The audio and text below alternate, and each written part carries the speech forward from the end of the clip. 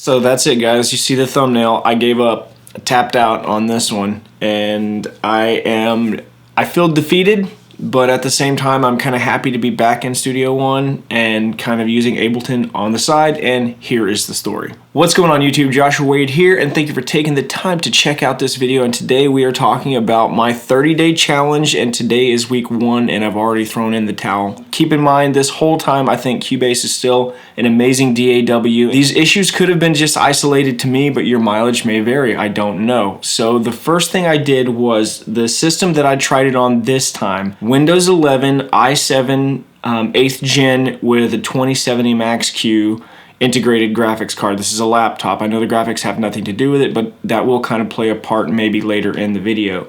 This is updated to every driver. All the latest drivers are updated. My interface is just the Universal Audio Volt. That's got the latest driver on it. Maybe you've seen these issues before, maybe not. Maybe I'm just the lucky one who inherited all this stuff on my one computer. But again, this is a fresh install of Windows 11, updated, everything's updated. So I went through the installation process. I made sure everything was installed. Cubase was updated to the latest one. I checked with the Steinberg's website. Everything was updated again.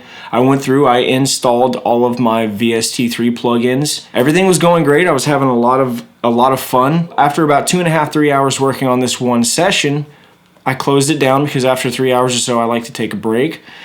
I closed it down, went, had some coffee, come back. I plugged in one of my external hard drives, which is a mechanical, just a basic mechanical 2 terabyte external. Plugged it into the computer to get some old files off of it. Didn't think about it. Went to open Cubase. It told me it couldn't find any of my plugins.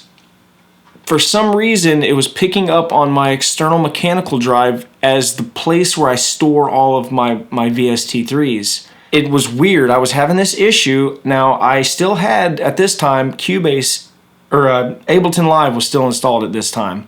So I was like, you know what, I'm just curious, will Ableton give me the same issues? I opened Ableton. I had no issues with Ableton. It picked up on the plugins just fine. Everything worked the way that you would expect it to. So I was like, okay, that's kind of weird. So I shut down Cubase, safely removed the hard drive from Windows, Opened Cubase, had no issues. All the plugins were there again. Weird issue number 1. Okay, so whatever. I just won't have the external hard drive plugged in when I'm working on this session because for some reason it's looking for plugins on it. I don't know why. Maybe you do. Feel free to leave a comment down below, by the way. Maybe you guys can help somebody out who might be running into this issue. Okay, so moving on. So later on in the session, I'm working on the same session again, and I want to add some virtual instruments. So I go to Add Serum. The aspect ratio is really weird. I can't see half of the plugin. It's super zoomed in. This comes back into me having the graphics card, the integrated 2070 with the Max-Q graphics card. Closed the plugin, took the plugin off, the virtual instrument, made sure it was updated, the latest version of Serum. Okay, cool. Dragged it back on, same issue, only it was a different aspect ratio this time. Every time I tried to put it back on the track and reopen it, it was doing something different every time. So I opened my guinea pig Ableton, opened that plugin, everything's fine. Serum's working great. Okay, I can work past that, maybe it's just a Serum thing.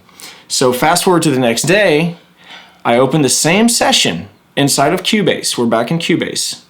And this time I open Easy Drummer 3. Same thing, the aspect ratio was so weird. It was zoomed way in on the kick drum. Now we're having a serious problem here because these are virtual instruments that I use often. I use Serum all the time for my 808 hits and some of my really cool old school synth styles.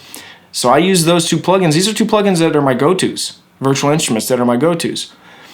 Okay, so I open Ableton. Try it out in Ableton. It's working fine in Ableton. At this point, I'm curious, like, why would Studio One give me this issue? Which it probably wouldn't, but would Studio One give me this issue? So I installed Studio One back on my computer because I was trying to give myself a 30-day challenge without having Studio One because I know I would just default to it because that's kind of my comfort zone. Reinstalled Studio One, made sure it was updated, went to my Sphere account, everything was fine, everything was updated. All the plugins opened fine. I had no issues with the user interface, the GUI. Going back to the hard drive thing with the plugins, I plugged that same mechanical drive into my laptop. I opened Studio One, had no issues. I stress test this thing with Studio One. I unplugged the hard drive, just yanked the hard drive off. Well, I didn't yank it off, but I unplugged it without properly ejecting it. While playing audio in Studio One did not blip. It didn't have an issue with it. I'm trying to make this video not too long, but I wanted to really explain to you guys why you're going to start seeing Studio One videos coming back out from me. Every DAW has problems, right? I just had a recording session. I'm recording a full band album, and we were tracking the drums using Logic Pro on a MacBook M1, and we were having problems with that. I had some weird Logic issues. Again, it's on the latest everything. So every DAW has issues, right? I'm not saying Cubase is not good. In my experience, it was not good, but again, my system is not utilized for Cubase. I mean, optimized is the word I'm looking for Cubase. A lot of people use Cubase all the time, and they have no issues with it. I, unfortunately, was not one of those people. Now, what I would like to see Studio One maybe put in place like Cubase does, these are things that I got a chance to try. I made a little list here. These are things that I actually got a chance to try before it started just kind of getting glitchy on me, and I just tapped out and said, you know, I'm going back to Studio One. The scale assistant inside of Cubase is freaking amazing. And I know that Studio One has something similar to where you can highlight the keys and you can see what scale. It's not the same though. I can lock the scale just like Scalar does. It's really cool. And another thing is the vary pitch with the scale assistant. That's really cool for monophonic sources, and that would kind of not replace Melodyne Studio for me, but it would help out a lot, and I would find myself reaching for it less. I would like to see that something like that in Studio One. They don't even have a native pitch correction. They use, you know, Melodyne, and I don't mean Melodyne. The chord track / chord pad. And for those of you going to say, well, Studio One has a chord track, it is a neutered version of Cubase's chord track. That chord track is absolutely amazing. And the chord pad, you guys research this stuff, right? Go on YouTube, you can find videos on this like I did because I didn't know anything about Cubase when I started this adventure. Find chord pad, chord track. You can literally click and drag audio into the chord track, Cubase's chord track, and it'll let you know what notes they are. Number 4 on my list that I would like to see S1 have, Studio One. The audio align feature inside of Cubase is freaking amazing. And the song that I was messing around with, the session I was messing around with in Cubase, were just stems that I got out of Logic when I was on an old session, but there were 3 and 4 part harmonies on there. I was able to highlight them and just, it's like a vocal line, but kind of a trimmed down version of vocal line, because I know Vocal Line Studio gives you like a lot of different stuff, but again, this is stock in Cubase, right? You don't have to pay extra for this stuff. This is Cubase Pro, by the way. I don't know what the lower tiers have. I don't know if they have these features or not, but I was testing Cubase Pro, so keep that in mind. And number 5, and probably the biggest one for me, and you guys, if you've seen my Studio One rants and videos, you would remember me talking about this. The stock EQ inside of Cubase absolutely freaking destroys Studio One's. If I had this EQ, if PreSonus come out with this type of EQ inside of Studio One, I would probably not use my FabFilter Pro Q3 as much. Cubase's EQ, you can sidechain each band.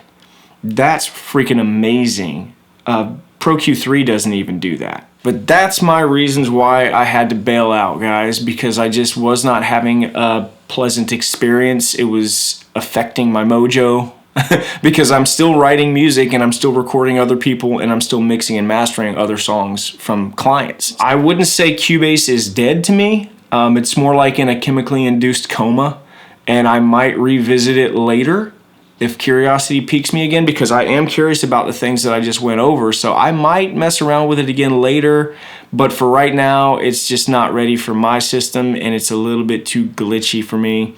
And Studio One, all the issues I was just having with Cubase, as soon as I installed Studio One, everything worked. I made it through an entire session with no issues. Touch wood, right? Now watch, I'll go to Open Studio One and it'll crash or something. So I hope you guys have a good rest of the week. Today is Wednesday when I post this, and I will catch you guys in the next video. Have a good one.